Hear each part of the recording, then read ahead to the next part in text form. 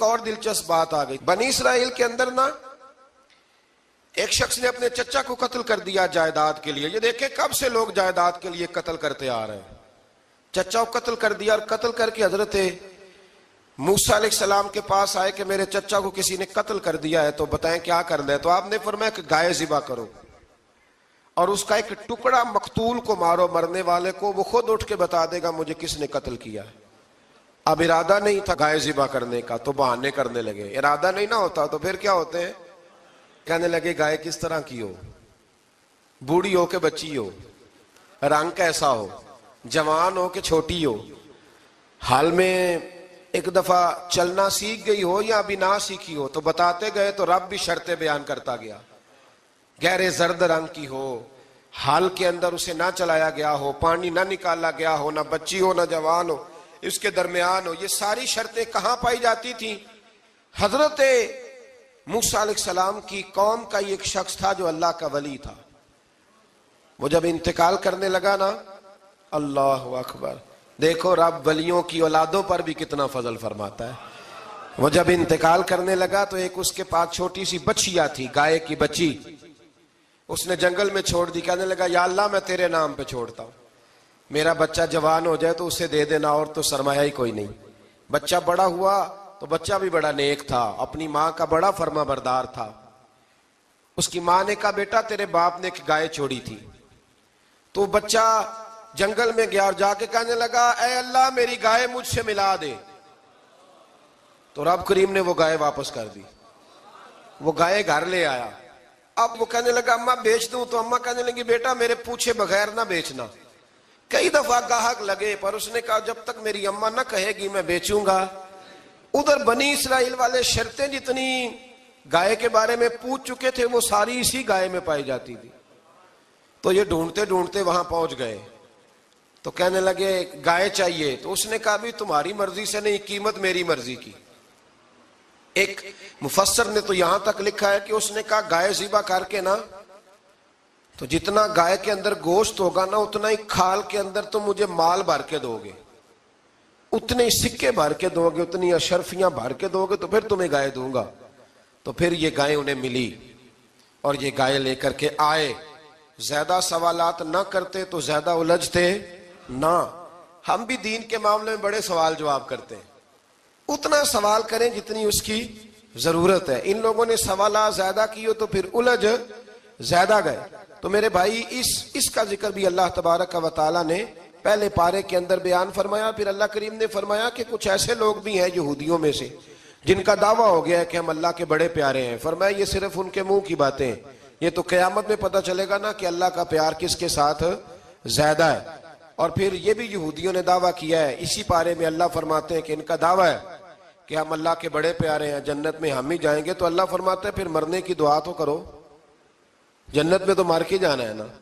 لیکن رب فرماتے ہیں یہ کبھی مرنے کی دعا نہیں کریں گے, اس لیے کہ انہیں پتہ ہے کہ ہم نے آخرت کے لیے کیا بھیجا. لیکن جی پہلا حکم آ گیا یا ایھا الذین آمنوا کہہ کے, پہلی آیت قرآن پاک کی پہلے سپارے میں پہلی آیت جس میں اللہ نے کہا یا ایھا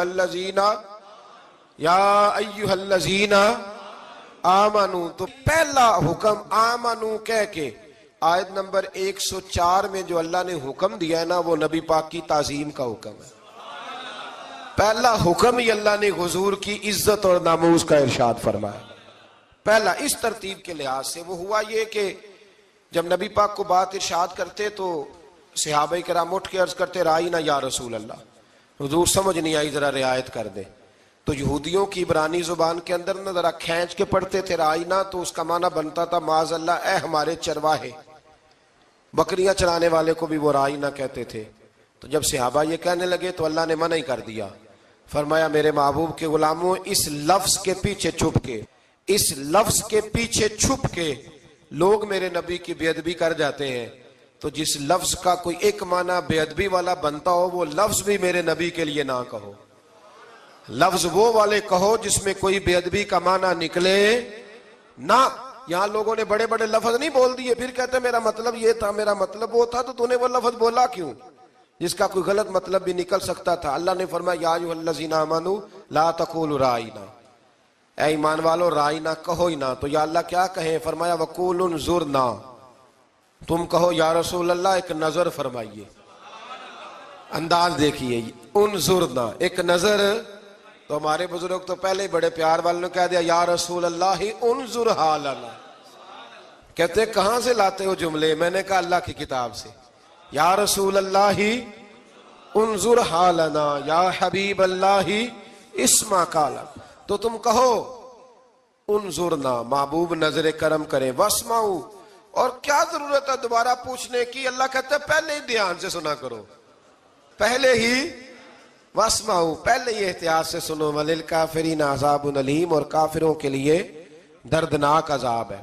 لے جی اسی پارے میں اللہ تبارک و تعالیٰ نے پھر اہل یہود کا ذکر کیا. تو یہود کہنے لگے کہ ہم حضرت ابراہیم کے ماننے والے ہیں. تو اللہ کریم نے وہ بھی ذکر کیا کہ میں نے تو ابراہیم کو آزمایا ہے. وَإِذِ ابْتَلَىٰ إِبْرَاهِيمَ رَبُّهُ بِكَلِمَاتٍ فَأَتَمَّهُنَّ، ہم نے ابراہیم کو کچھ چیزوں سے آزمایا ہے، وہ ہماری آزمائش پہ پورے اترے. قَالَ إِنِّي جَاعِلُكَ لِلنَّاسِ إِمَامًا، تو پھر ہم نے انہیں کہا کہ ہم آپ کو پوری دنیا کا امام بنائیں گے. وہ آزمائش کیا تھی؟ آگ میں جانا بھی آزمائش، بیٹے کا نہ ہونا بھی آزمائش، بیٹا ہوا تو پھر اسے وادی غیر ذی زرع ان میں چھوڑ کے آنا بھی آزمائش، بڑا ہوا تو پھر ذبح کرنا بھی آزمائش. فرمایا جہاں جہاں آزمایا ہے نا، ابراہیم ہماری آزمائش میں پورے اترے. فرمایا تو مفت میں حضرت ابراہیم کی اولاد بنتے ہو اور ان کا نام لیتے اور ان کے ساتھ اپنا تعلق بناتے ہو، دیکھو تو صحیح وہ کتنی آزمائشوں سے گزرے. تو اس کا بھی اللہ نے اسی میں ذکر فرمایا. اور پھر وہ بات کرتے تھے حضرت یعقوب کی اور حضرت اسحاق کی. تو فرمایا وہ تو ہمارے اتنے خاص بندے تھے کہ وصال کا وقت بھی انہوں نے اپنی اولادوں کو نصیحت فرمائی تھی کہ اللہ کی توحید پہ قائم رہنا. اس کا ذکر بھی اللہ نے اسی پارے میں بیان فرمایا. اور جو حضرت ابراہیم اور جناب اسماعیل نے کعبہ تعمیر کیا تو اس کا ذکر بھی اللہ تعالیٰ نے اسی پارے میں فرمایا. فرمایا جب وہ کعبہ بنا رہے تھے تو کہہ رہے تھے ربنا تقبل منا، کہہ رہے تھے اے اللہ بنا ہم نے دیا ہے پر مہربانی فرما ہم سے قبول فرما لے. تو جو آیہ کریمہ آخر میں عرض کرنا چاہتا ہوں اس پر بھی تھوڑی توجہ فرمائیں گے تو بات بڑی نکھر کے باہر آئے گی. یہ 16ویں رکوع کے اندر اللہ نے پھر یہود کا اور عیسائیت کا ذکر فرمایا. تو اللہ کریم نے ایک بات ارشاد فرمائی، یہودیوں کے ہاں جب کوئی بچہ پیدا ہوتا تھا پیلے رنگ کے ساتھ اس کو رنگتے تھے، یا کوئی خاص رنگ تھا ان کا، بچہ پیدا ہوتا تو اس پر وہ رنگ چڑھاتے کہ یہ جی ہمارے مذہب کا رنگ ہے. ہمارے ہاں بھی رسمیں ہیں نا اپنی اپنی، معاذ اللہ اپنی اپنی نہیں ہونی چاہیے، اللہ رسول کا حکم ہونا چاہیے. تو یہودیوں کے ہاں بچہ پیدا ہوتا تو ایک خاص رنگ چڑھاتے، عیسائیوں کے ہاں پیدا ہوتا تو وہ بھی ایک خاص رنگ چڑھاتے. تو مسلمانوں کے ہاں بچے پیدا ہوئے تو انہوں نے بھی توجہ کی کہ یہ کیا ہو رہا ہے. تو رب کریم نے فرمایا صبغۃ اللہ، رنگ اللہ کا ہی ہے. ومن احسن من اللہ صبغہ، اور فرمایا اللہ کے رنگ سے زیادہ خوبصورت کس کا رنگ ہو سکتا ہے؟ اللہ کا رنگ کیا ہے؟ لا الہ الا اللہ محمد الرسول اللہ صلی اللہ علیہ. فرمایا نیلے پیلے کالے رنگ نہ چڑھاؤ، اپنے ذہن پر توحید و رسالت کا رنگ چڑھاؤ. یہ سب سے بہترین رنگ ہے.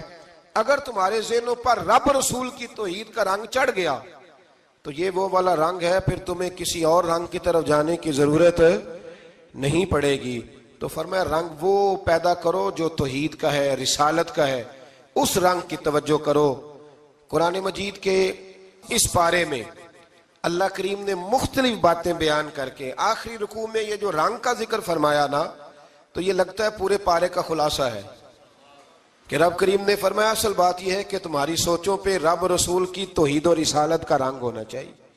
ہر وقت بچہ پیدا ہو کوئی دنیا سے جائے تو رنگ کس کا ہونا چاہیے؟ اللہ رسول کے. اور فرمایا رب تمہارا وہ ہے جس نے تمہارے لیے زمین کو فرش بنایا ہے، آسمان کو چھت بنایا ہے، اور آسمان سے پانی برسا کے تو زمین سے پھل اگائے ہیں، رزق لکم، وہ بھی تیرے کھانے کے لیے اگائے ہیں. وہ جو آسمان سے بارش برسا کے زمین سے سبز اور پھل اگائے ہیں تو وہ بھی تیرے لیے. جب سارا کچھ تیرے لیے بنایا تو بھی تو عبادت کرنا اپنے رب کی، پھر کسی کو اس کا شریک نہ ٹھہرا. ایک چیلنج بھی کیا قرآن مجید نے اس رکوع کے اندر. کہا کرتے تھے مکے کے لوگ کہ آپ قرآن مجید کی آیتیں نبی کریم علیہ السلام سے کہا کرتے تھے کہ معاذ اللہ آپ خود بناتے ہیں، بنا کے لاتے ہیں. تو اللہ کریم نے فرمایا وَإِن كُنتُمْ فِي رَيْبٍ مِّمَّا نَزَّلْنَا عَلَىٰ عَبْدِنَا فَأْتُوا بِسُورَةٍ مِّن مِّثْلِهِ، اگر تمہیں شک ہو نا اس میں جو ہم نے بندہ خاص پہ نازل کیا ہے تو تم بھی اس جیسی ایک صورت بنا کے لاؤ. پڑھے لکھے تو تم بھی ہو نا، مکے میں تم بھی رہتے ہو، تو ایک صورت بنا کے لاؤ. قرآن مجید ہم سے چھینا گیا ہے سازش کے تحت، اس لیے کہ جس قوم کو قرآن آ جاتا ہے نا پھر کوئی کافر اس کا مقابلہ نہیں کر سکتا. دیکھیں نا اگر کافروں کے پاس جواب ہوتا قرآن پاک کا تو بدر اور احد میں نا کوئی آیت بنا کے لاتے، قرآن کے مقابلے کی تلواریں لے کے نہ آتے.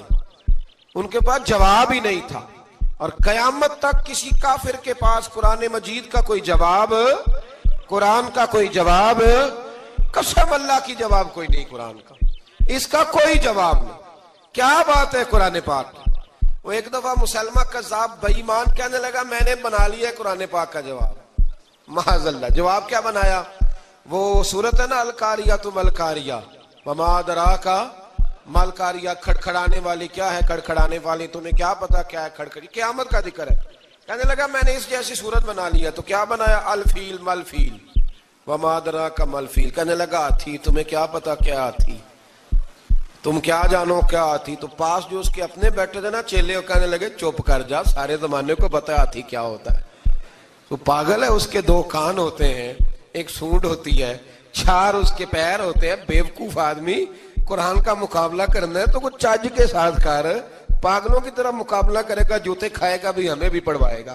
تو قرآن مجید کا کوئی مقابلہ کر سکا؟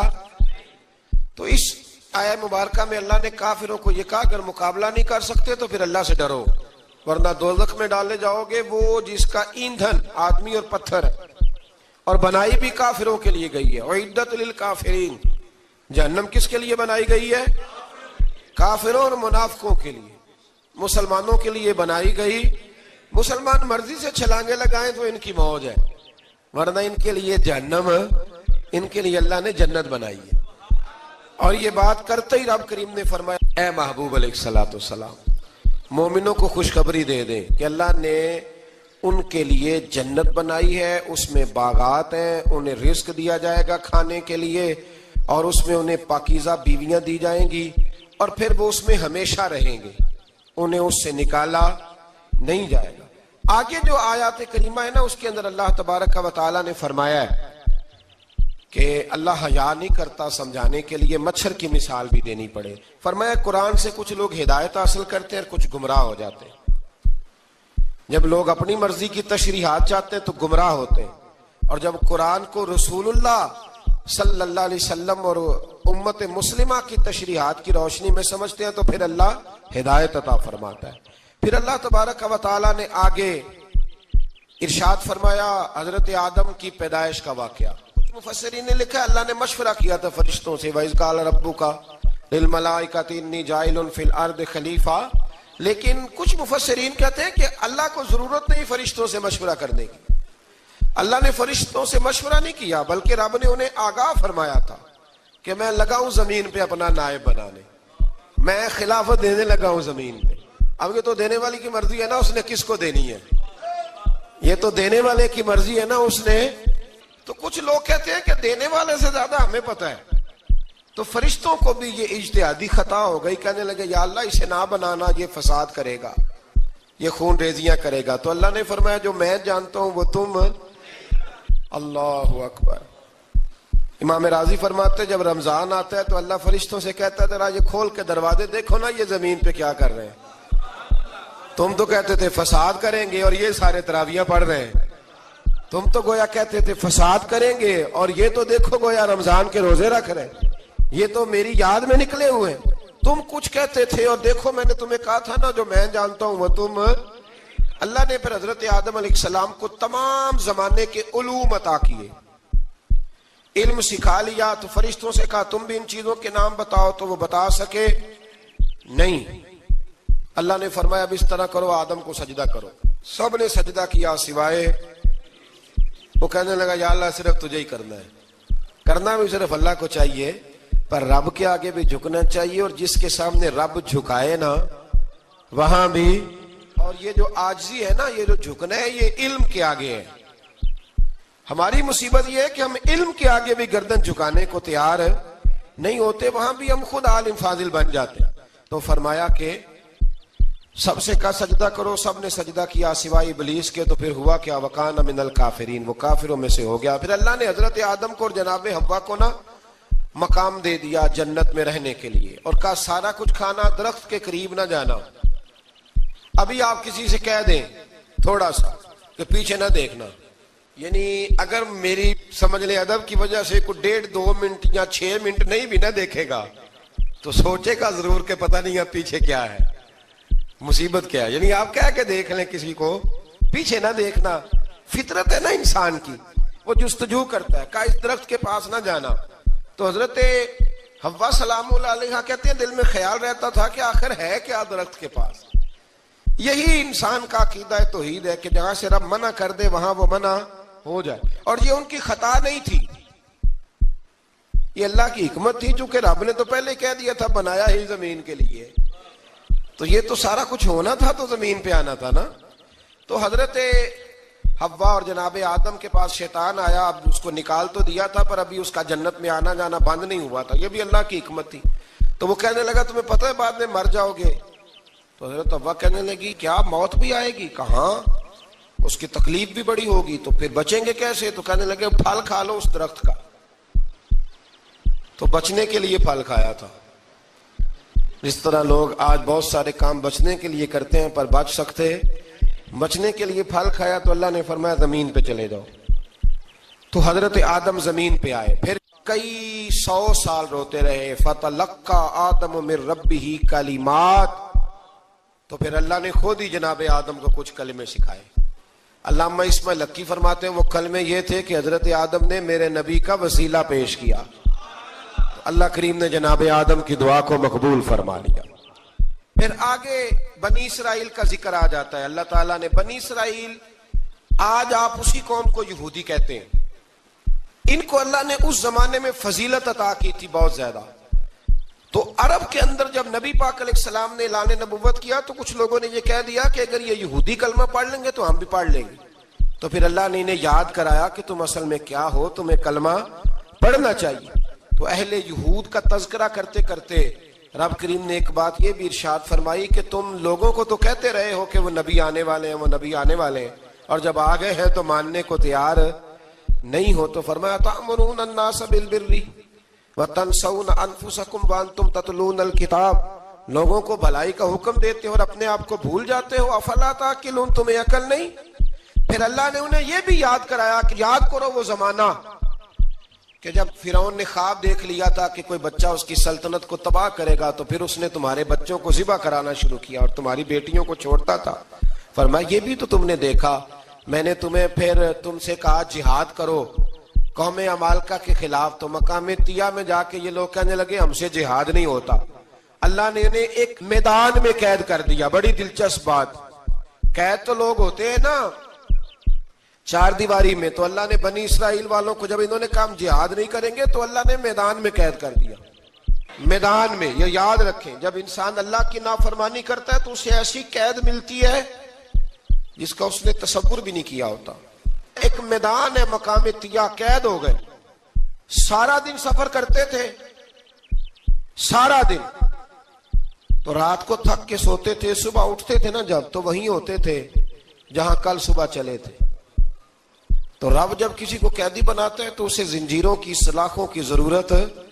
دعا فرمائے اللہ تبارک و تعالی غموں سے نجات عطا فرمائے.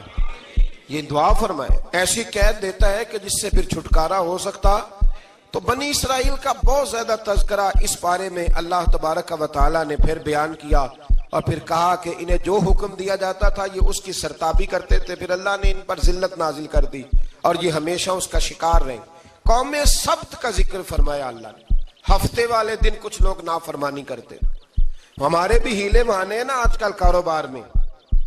تو اسی سپارے کی آیت نمبر 65 کے اندر اللہ تعالیٰ نے حضرت داؤد کی قوم کا ذکر کیا کہ اللہ نے انہیں حکم دیا تھا کہ ہفتے والے دن مچھلیاں نہیں پکڑنی. تو وہ کہتے تھے چلو ہاتھ لگا کے نہیں پکڑنی، ہاتھ لگا کے. وہ ہمارے لوگ ہیلے بہانے تلاش کر لیتے ہیں نا، وہ بڑے جناب انشورنس والا آ گیا، اب وہ بینک والا آ گیا، وہ فلانے صاحب آ گئے، وہ تروڑ مروڑ کے کہانیاں باتیں، اور پھر ہمیں بھی رستے مل جاتے ہیں بچنے کے۔ مفتی صاحب نے کہہ دیا تھا، ایک مولانا سے میں نے ان کو کہا ہفتے والے دن مچھلیاں نہیں پکڑنے کا، نہیں پکڑتے، چھوٹے چھوٹے حوض بنا لیے تو مچھلیاں زیادہ آتی تھی اس دن۔ یہ بھی اللہ کی قدرت تھی، نماز کے وقت گاہک زیادہ آتے ہیں، یہ اس کی قدرت ہوتی ہے۔ تو وہ مچھلیاں حوض میں جمع ہو جاتی ہیں، یوں سمجھ لیں کہ جال انہوں نے لگا لیے ہوئے تھے، تو جال میں وہ پھنستی رہتی تھی، حوضوں میں آتی رہتی تھی۔ ہفتے کو نہیں پکڑتے تھے، اتوار کو پکڑ لیتے تھے، تو پھر اللہ نے انہیں سزا دی۔ فرمایا تماشے کرتے ہو اللہ کے حکم کے ساتھ؟ کیا سزا دی؟ فَقُلْنَا لَهُمْ كُونُوا قِرَادَةً خَاسِئِينَ، فرمایا بندر بن جاؤ دھتکارے ہوئے۔ جو رزق حرام طریقے سے کماتے تھے رب انہیں بندر بنا دیتا تھا۔ ابھی بھی میں نے دیکھے ہیں بڑے بڑے تاجر پاگلوں جیسی زندگی گزار رہے ہیں، نفسیاتی طور پہ سکون نہیں ہے، کروڑوں روپیہ پڑا ہے۔ کیوں؟ اس لیے کہ رب کے بتائے ہوئے طریقے کے مطابق تجارت نہیں کرتے۔ آگے ایک اور دلچسپ بات آ گئی، بنی اسرائیل کے اندر نا ایک شخص نے اپنے چچا کو قتل کر دیا جائیداد کے لیے۔ یہ دیکھیں کب سے لوگ جائیداد کے لیے قتل کرتے آ رہے ہیں۔ چچا کو قتل کر دیا، اور قتل کر کے حضرت موسیٰ علیہ السلام کے پاس آئے کہ میرے چچا کو کسی نے قتل کر دیا ہے، تو بتائیں کیا کرنا ہے؟ تو آپ نے فرمایا کہ گائے ذبح کرو، اور اس کا ایک ٹکڑا مقتول کو مارو، مرنے والے کو، وہ خود اٹھ کے بتا دے گا مجھے کس نے قتل کیا ہے۔ اب ارادہ نہیں تھا گائے ذبح کرنے کا تو بہانے کرنے لگے۔ ارادہ نہیں نہ ہوتا تو پھر کیا ہوتے ہیں؟ کہنے لگے گائے کس طرح کی ہو، بوڑھی ہو کہ بچی ہو، رنگ کیسا ہو، جوان ہو کہ چھوٹی ہو، حال میں ایک دفعہ چلنا سیکھ گئی ہو یا ابھی نہ سیکھی ہو۔ تو بتاتے گئے تو رب بھی شرطیں بیان کرتا گیا، گہرے زرد رنگ کی ہو، حال کے اندر اسے نہ چلایا گیا ہو، پانی نہ نکالا گیا ہو، نہ بچی ہو نہ جوان ہو، اس کے درمیان ہو۔ یہ ساری شرطیں کہاں پائی جاتی تھیں؟ حضرت موسیٰ علیہ السلام کی قوم کا ایک شخص تھا جو اللہ کا ولی تھا۔ وہ جب انتقال کرنے لگا نا، اللہ اکبر، دیکھو رب ولیوں کی اولادوں پر بھی کتنا فضل فرماتا ہے۔ وہ جب انتقال کرنے لگا تو ایک اس کے پاس چھوٹی سی بچیا تھی، گائے کی بچی، اس نے جنگل میں چھوڑ دی۔ کہنے لگا یا اللہ میں تیرے نام پہ چھوڑتا ہوں، میرا بچہ جوان ہو جائے تو اسے دے دینا، اور تو سرمایہ ہی کوئی نہیں۔ بچہ بڑا ہوا تو بچہ بھی بڑا نیک تھا، اپنی ماں کا بڑا فرما بردار تھا۔ اس کی ماں نے کہا بیٹا تیرے باپ نے ایک گائے چھوڑی تھی۔ تو بچہ جنگل میں گیا اور جا کے کہنے لگا اے اللہ میری گائے مجھ سے ملا دے۔ تو رب کریم نے وہ گائے واپس کر دی، وہ گائے گھر لے آیا۔ اب وہ کہنے لگا اماں بیچ دوں، تو اماں کہنے لگی بیٹا میرے پوچھے بغیر نہ بیچنا۔ کئی دفعہ گاہک لگے پر اس نے کہا جب تک میری اماں نہ کہے گی میں بیچوں گا۔ ادھر بنی اسرائیل والے شرطیں جتنی گائے کے بارے میں پوچھ چکے تھے وہ ساری اسی گائے میں پائی جاتی تھی۔ تو یہ ڈھونڈتے ڈھونڈتے وہاں پہنچ گئے تو کہنے لگے گائے چاہیے۔ تو اس نے کہا بھی تمہاری مرضی سے نہیں، قیمت میری مرضی کی۔ ایک مفسر نے تو یہاں تک لکھا ہے کہ اس نے کہا گائے ذبح کر کے نا تو جتنا گائے کے اندر گوشت ہوگا نا اتنا ہی کھال کے اندر تم مجھے مال بھر کے دو گے، اتنے سکے بھر کے دو گے، اتنی اشرفیاں بھر کے دو گے تو پھر تمہیں گائے دوں گا۔ تو پھر یہ گائے انہیں ملی اور یہ گائے لے کر کے آئے۔ زیادہ سوالات نہ کرتے تو زیادہ الجھتے نہ۔ ہم بھی دین کے معاملے میں بڑے سوال جواب کرتے ہیں، اتنا سوال کریں جتنی اس کی ضرورت ہے۔ ان لوگوں نے سوالات زیادہ کیے تو پھر الجھ زیادہ گئے۔ تو میرے بھائی اس کا ذکر بھی اللہ تبارک و تعالیٰ نے پہلے پارے کے اندر بیان فرمایا۔ پھر اللہ کریم نے فرمایا کہ کچھ ایسے لوگ بھی ہیں یہودیوں میں سے جن کا دعویٰ ہو گیا ہے کہ ہم اللہ کے بڑے پیارے ہیں۔ فرمایا یہ صرف ان کے منہ کی باتیں ہیں، یہ تو قیامت میں پتہ چلے گا نا کہ اللہ کا پیار کس کے ساتھ زیادہ ہے۔ اور پھر یہ بھی یہودیوں نے دعویٰ کیا ہے، اسی پارے میں اللہ فرماتے ہیں کہ ان کا دعویٰ ہے کہ ہم اللہ کے بڑے پیارے ہیں، جنت میں ہم ہی جائیں گے۔ تو اللہ فرماتے ہیں پھر مرنے کی دعا تو کرو، جنت میں تو مر کے جانا ہے نا۔ لیکن رب فرماتے ہیں یہ کبھی مرنے کی دعا نہیں کریں گے، اس لیے کہ انہیں پتہ ہے کہ ہم نے آخرت کے لیے کیا بھیجا۔ لیکن جی پہلا حکم آ گیا یا ایھا الذین آمنوا کہہ کے، پہلی آیت قرآن پاک کی پہلے سپارے میں پہلی آیت جس میں اللہ نے کہا یا ایھا الذین آمنوا۔ تو پہلا حکم آمنو کہہ کے آیت نمبر 104 میں جو اللہ نے حکم دیا ہے نا وہ نبی پاک کی تعظیم کا حکم ہے. پہلا حکم ہی اللہ نے حضور کی عزت اور ناموس کا ارشاد فرمایا. پہلا اس ترتیب کے لحاظ سے وہ ہوا یہ کہ جب نبی پاک کو بات ارشاد کرتے تو صحابہ کرام اٹھ کے عرض کرتے رائینا یا رسول اللہ، حضور سمجھ نہیں آئی ذرا رعایت کر دیں. تو یہودیوں کی عبرانی زبان کے اندر نہ ذرا کھینچ کے پڑھتے تھے رائینا، تو اس کا معنی بنتا تھا معاذ اللہ اے ہمارے چرواہے. بکریاں چرانے والے کو بھی وہ رائینا کہتے تھے. تو جب صحابہ یہ کہنے لگے تو اللہ نے منع ہی کر دیا. فرمایا میرے محبوب کے غلاموں، اس لفظ کے پیچھے چھپ کے، اس لفظ کے پیچھے چھپ کے لوگ میرے نبی کی بے ادبی کر جاتے ہیں. تو جس لفظ کا کوئی ایک معنی بے ادبی والا بنتا ہو وہ لفظ بھی میرے نبی کے لیے نہ کہو. لفظ وہ والے کہو جس میں کوئی بے ادبی کا معنی نکلے نہ. یہاں لوگوں نے بڑے بڑے لفظ نہیں بول دیے پھر کہتے میرا مطلب یہ تھا، میرا مطلب وہ تھا. تو تو نے وہ لفظ بولا کیوں جس کا کوئی غلط مطلب بھی نکل سکتا تھا؟ اللہ نے فرمایا یا ایھا الذین آمنوا لا تقولوا رائینا، اے ایمان والو رائینا کہو ہی نہ. تو یا اللہ کیا کہیں؟ فرمایا وقولوا انظرنا، تم کہو یا رسول اللہ ایک نظر فرمائیے. انداز دیکھیے، انظرنا ایک نظر. تو ہمارے بزرگ تو پہلے ہی بڑے پیار والوں نے کہہ دیا یا رسول اللہ انظر حالنا. کہتے کہاں سے لاتے ہو جملے؟ میں نے کہا اللہ کی کتاب سے. یا رسول اللہ انظر حالنا یا حبیب اللہ اسمع قالا. تو تم کہو انظرنا، محبوب نظر کرم کرے، واسمعوا، اور کیا ضرورت ہے دوبارہ پوچھنے کی؟ اللہ کہتا ہے پہلے ہی دھیان سے سنا کرو، پہلے ہی واسمعوا، پہلے ہی احتیاط سے سنو. وللکافرین عذاب علیم، اور کافروں کے لیے دردناک عذاب ہے. لے جی اسی پارے میں اللہ تبارک و تعالیٰ نے پھر اہل یہود کا ذکر کیا. تو یہود کہنے لگے کہ ہم حضرت ابراہیم کے ماننے والے ہیں. تو اللہ کریم نے وہ بھی ذکر کیا کہ میں نے تو ابراہیم کو آزمایا ہے. وَإِذِ ابْتَلَىٰ إِبْرَاهِيمَ رَبُّهُ بِكَلِمَاتٍ فَأَتَمَّهُنَّ، ہم نے ابراہیم کو کچھ چیزوں سے آزمایا ہے، وہ ہماری آزمائش پہ پورے اترے. قَالَ إِنِّي جَاعِلُكَ لِلنَّاسِ إِمَامًا، تو پھر ہم نے انہیں کہا کہ ہم آپ کو پوری دنیا کا امام بنائیں گے. وہ آزمائش کیا تھی؟ آگ میں جانا بھی آزمائش، بیٹے کا نہ ہونا بھی آزمائش، بیٹا ہوا تو پھر اسے وادی غیر ذی زرع میں چھوڑ کے آنا بھی آزمائش، بڑا ہوا تو پھر ذبح کرنا بھی آزمائش. فرمایا جہاں جہاں آزمایا ہے نا ابراہیم ہماری آزمائش میں پورے اترے. فرمایا تو مفت میں حضرت ابراہیم کی اولاد بنتے ہو اور ان کا نام لیتے ہو اور ان کے ساتھ اپنا تعلق بناتے ہو، دیکھو تو صحیح وہ کتنی آزمائشوں سے گزرے. تو اس کا بھی اللہ نے اسی میں ذکر فرمایا. اور پھر وہ بات کرتے تھے حضرت یعقوب کی اور حضرت اسحاق کی. تو فرمایا وہ تو ہمارے اتنے خاص بندے تھے کہ وصال کا وقت بھی انہوں نے اپنی اولادوں کو نصیحت فرمائی تھی کہ اللہ کی توحید پہ قائم رہنا. اس کا ذکر بھی اللہ نے اسی پارے میں بیان فرمایا.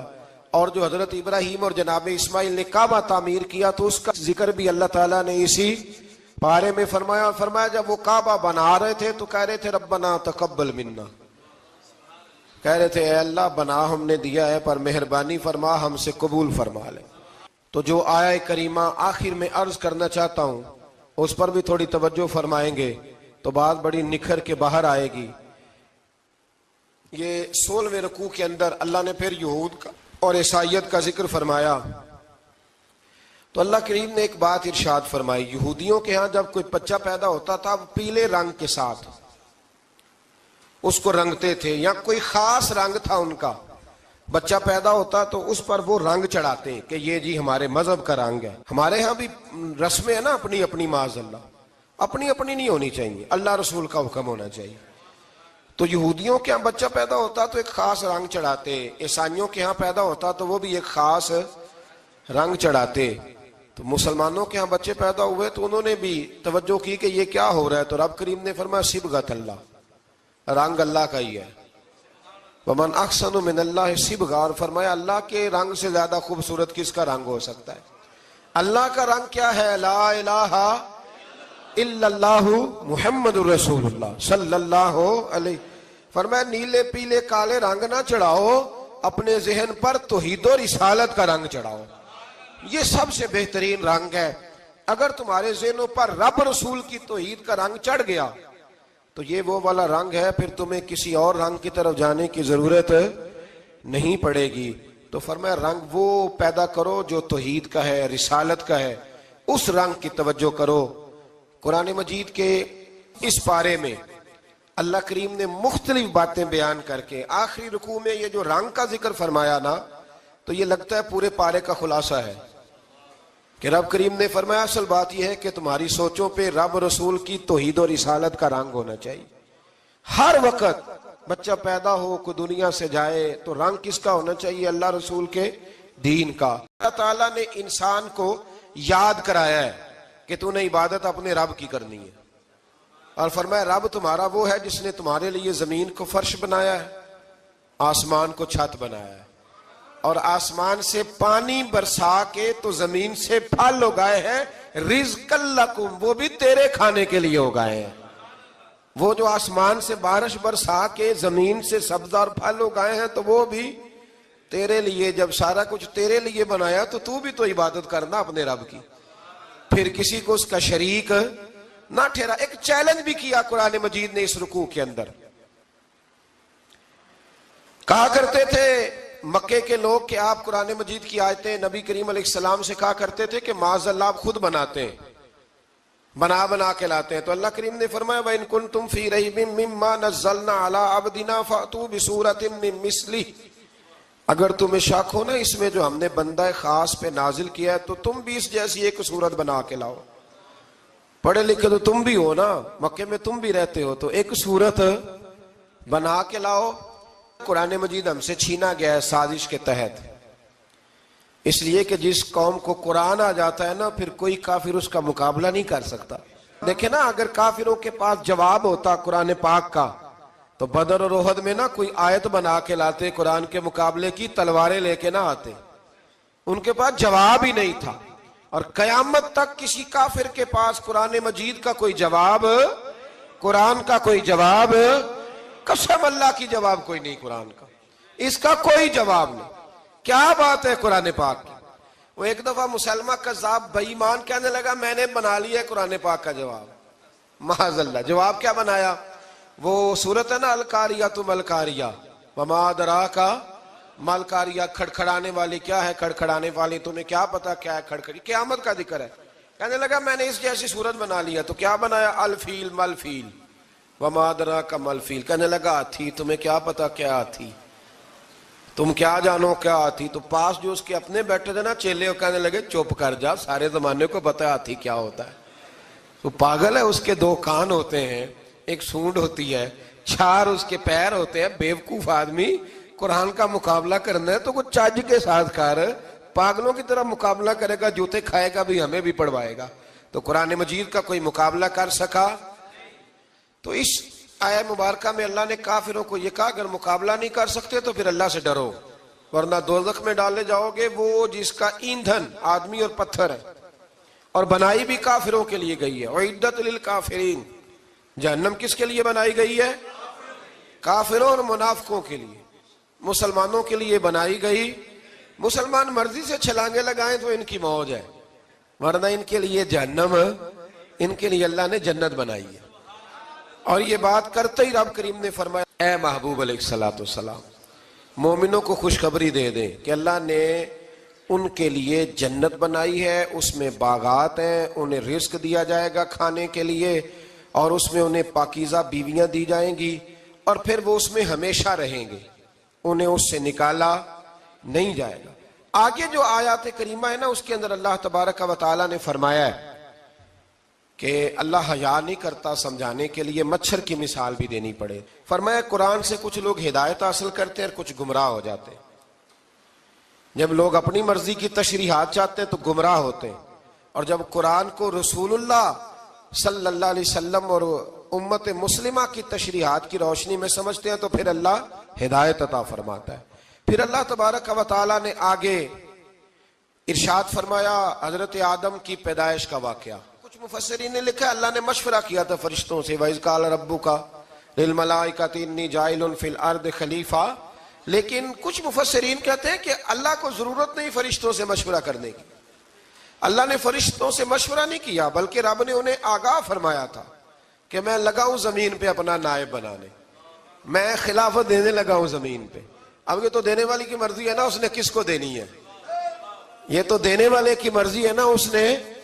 تو کچھ لوگ کہتے ہیں کہ دینے والے سے زیادہ ہمیں پتہ ہے، تو فرشتوں کو بھی یہ اجتہادی خطا ہو گئی، کہنے لگے یا اللہ اسے نہ بنانا، یہ فساد کرے گا، یہ خون ریزیاں کرے گا۔ تو اللہ نے فرمایا جو میں جانتا ہوں وہ تم۔ اللہ اکبر۔ امام راضی فرماتے جب رمضان آتا ہے تو اللہ فرشتوں سے کہتا ہے ذرا یہ کھول کے دروازے دیکھو نا یہ زمین پہ کیا کر رہے ہیں، تم تو کہتے تھے فساد کریں گے اور یہ سارے تراویحاں پڑھ رہے ہیں، تم تو گویا کہتے تھے فساد کریں گے اور یہ تو دیکھو گویا رمضان کے روزے رکھ رہے ہیں، یہ تو میری یاد میں نکلے ہوئے ہیں۔ تم کچھ کہتے تھے اور دیکھو میں نے تمہیں کہا تھا نا جو میں جانتا ہوں وہ تم۔ اللہ نے پھر حضرت آدم علیہ السلام کو تمام زمانے کے علوم عطا کیے، علم سکھا لیا۔ تو فرشتوں سے کہا تم بھی ان چیزوں کے نام بتاؤ، تو وہ بتا سکے نہیں۔ اللہ نے فرمایا اب اس طرح کرو آدم کو سجدہ کرو، سب نے سجدہ کیا سوائے۔ وہ کہنے لگا یا اللہ صرف تجھے ہی کرنا ہے، کرنا بھی صرف اللہ کو چاہیے، پر رب کے آگے بھی جھکنا چاہیے، اور جس کے سامنے رب جھکائے نا وہاں بھی۔ اور یہ جو عاجزی ہے نا، یہ جو جھکنا ہے، یہ علم کے آگے ہے۔ ہماری مصیبت یہ ہے کہ ہم علم کے آگے بھی گردن جھکانے کو تیار نہیں ہوتے، وہاں بھی ہم خود عالم فاضل بن جاتے ہیں۔ تو فرمایا کہ سب سے کہا سجدہ کرو، سب نے سجدہ کیا سوائے ابلیس کے۔ تو پھر ہوا کیا وکان من الکافرین، وہ کافروں میں سے ہو گیا۔ پھر اللہ نے حضرت آدم کو اور جناب حوا کو نا مقام دے دیا جنت میں رہنے کے لیے، اور کہا سارا کچھ کھانا، درخت کے قریب نہ جانا۔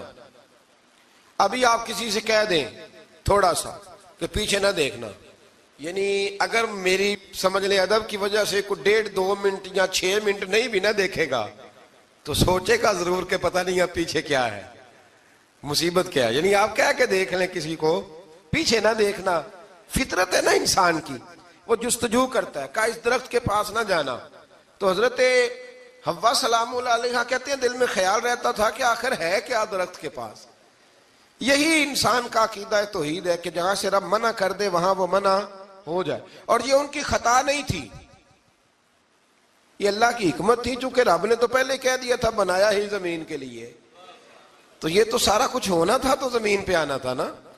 تو حضرت حوا اور جناب آدم کے پاس شیطان آیا، اب اس کو نکال تو دیا تھا پر ابھی اس کا جنت میں آنا جانا بند نہیں ہوا تھا، یہ بھی اللہ کی حکمت تھی۔ تو وہ کہنے لگا تمہیں پتہ ہے بعد میں مر جاؤ گے؟ تو حضرت حوا کہنے لگی کیا موت بھی آئے گی؟ کہاں، اس کی تکلیف بھی بڑی ہوگی، تو پھر بچیں گے کیسے؟ تو کہنے لگے پھل کھا لو اس درخت کا۔ تو بچنے کے لیے پھل کھایا تھا۔ جس طرح لوگ آج بہت سارے کام بچنے کے لیے کرتے ہیں پر بچ سکتے، بچنے کے لیے پھل کھایا تو اللہ نے فرمایا زمین پہ چلے جاؤ۔ تو حضرت آدم زمین پہ آئے، پھر کئی 100 سال روتے رہے۔ فَتَلَقَّى آدَمُ مِن رَبِّهِ کلمات، تو پھر اللہ نے خود ہی جناب آدم کو کچھ کلمے سکھائے۔ علامہ اسماعیل لکی فرماتے ہیں وہ کلمے یہ تھے کہ حضرت آدم نے میرے نبی کا وسیلہ پیش کیا، تو اللہ کریم نے جناب آدم کی دعا کو مقبول فرما لیا۔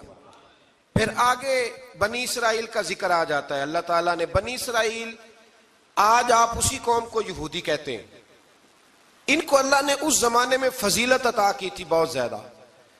تو عرب کے اندر جب نبی پاک علیہ السلام نے اعلان نبوت کیا تو کچھ لوگوں نے یہ کہہ دیا کہ اگر یہ یہودی کلمہ پڑھ لیں گے تو ہم بھی پڑھ لیں گے۔ تو پھر اللہ نے انہیں یاد کرایا کہ تم اصل میں کیا ہو، تمہیں کلمہ پڑھنا چاہیے۔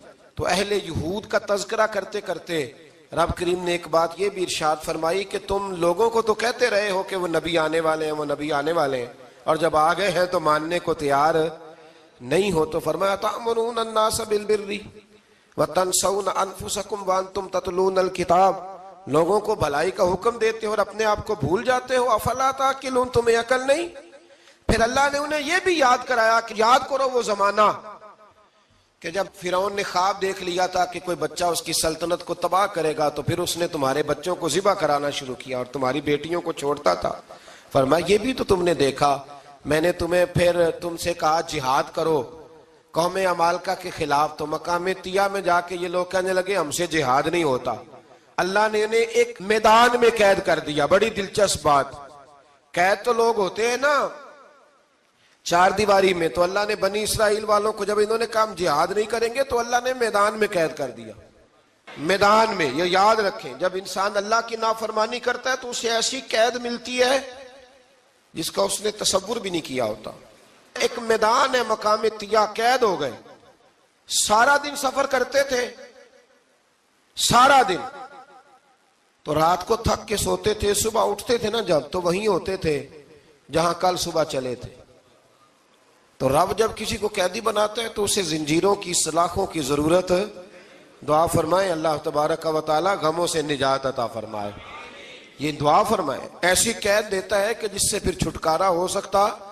تو بنی اسرائیل کا بہت زیادہ تذکرہ اس بارے میں اللہ تبارک و تعالی نے پھر بیان کیا اور پھر کہا کہ انہیں جو حکم دیا جاتا تھا یہ اس کی سرتابی کرتے تھے. پھر اللہ نے ان پر ذلت نازل کر دی اور یہ ہمیشہ اس کا شکار رہے. قوم سبت کا ذکر فرمایا اللہ نے. ہفتے والے دن کچھ لوگ نافرمانی کرتے تھے. ہمارے بھی ہیلے بہانے ہیں نا آج کل کاروبار میں. تو اسی سپارے کی آیت نمبر 65 کے اندر اللہ تعالیٰ نے حضرت داؤد کی قوم کا ذکر کیا کہ اللہ نے انہیں حکم دیا تھا کہ ہفتے والے دن مچھلیاں نہیں پکڑنی. تو وہ کہتے تھے چلو ہاتھ لگا کے نہیں پکڑنی، ہاتھ لگا کے. وہ ہمارے لوگ ہیلے بہانے تلاش کر لیتے ہیں نا. وہ بڑے جناب انشورنس والا آ گیا، اب وہ بینک والا آ گیا، اب وہ فلانے صاحب آ گئے.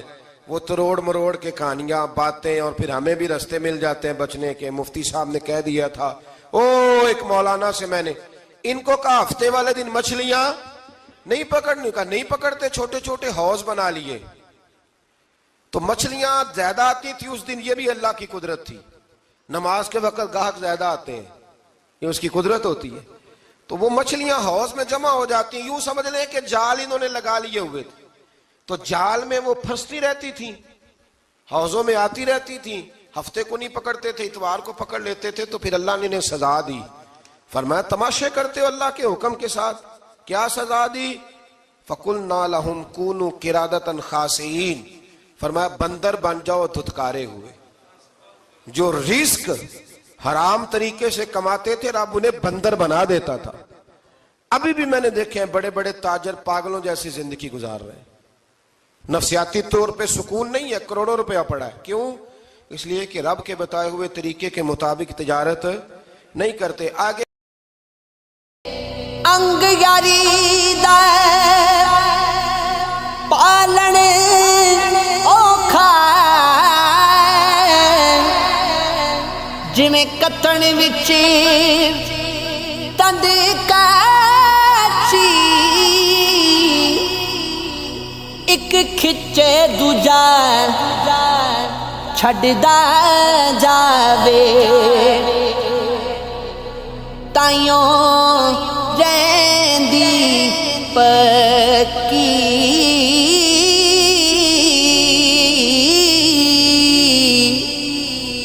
سب ٹنڈا کھوٹو تے کوئی پالی کوئی سکنی جنہاں نے توڑ دا ساتھ نہیں دینا. قیاس اونا دی رکھنی